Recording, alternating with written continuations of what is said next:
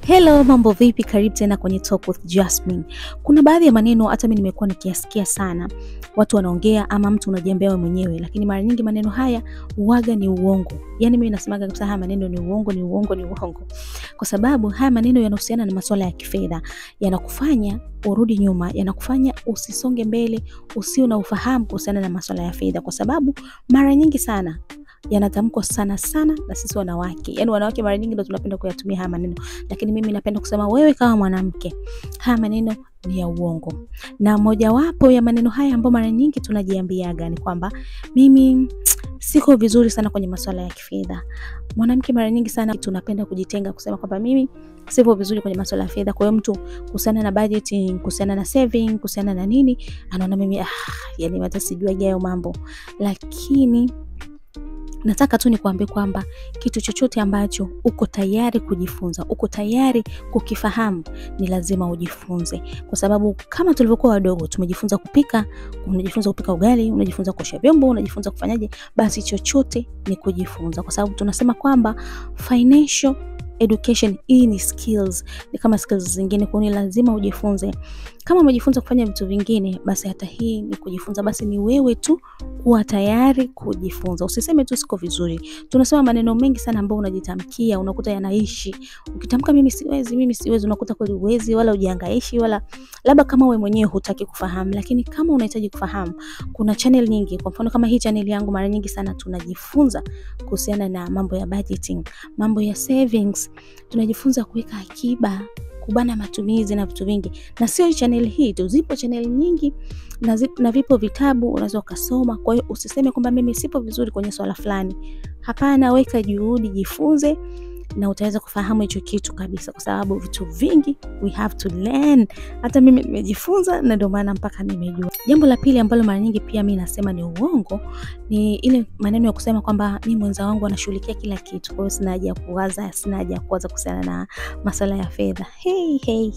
Hatukatai kwamba kuna mgawanyo wa majukumu kwenye familia. Unaweza kwa kweli mwenza wako anashughulikia masuala ya fedha, lakini nawe pia unashughulikia labda masuala mengine. Hatukatai, mnagawana kwa sababu ndio inavyotakiwa. Lakini tafakari kwamba kuna sometimes maisha yanabadilika. Kwa hiyo kama hauna elimu ya fedha, utawezaje kucontrol familia? Utawezaje kujicontrol hata wewe mwenyewe tu? Kwa mfano, mara nyingi sana unakuta labda mtu mmeachana, maana tuseme sasa mahusiano labda ndio guarantee ndio milele kufa, lakini sometimes inatokea watu wameachana. Unaweza ukaa labda mmoja labda amefariki ama vyovyote vile, na kama ulikuwa unamtegemea mwenzako 100% haufahamu chochote kuhusiana na masuala ya fedha, hiyo itakuja kuwa changamoto kwako, kwa sababu kuhusiana na financial education kwanza ni kitu ambacho kila mtu anapaswa kukifahamu.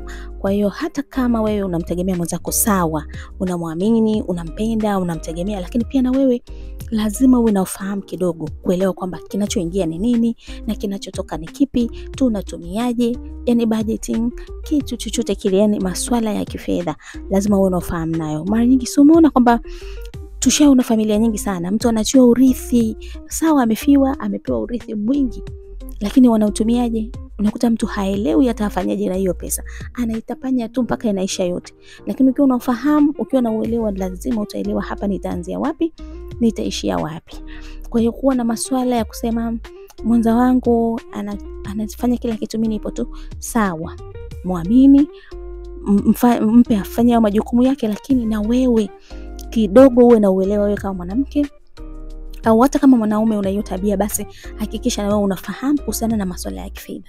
Fedha inaingiaje, fedha inatokaje, na fedha tunaitumia vipi, na inatumikaje, na inatunzwa vipi. Lazima ufahamu hata kidogo tu, kwa sababu hata ukija kuachiwa baadaye jukumu kubwa, basi unakuwa kidogo unafahamu kuliendesha.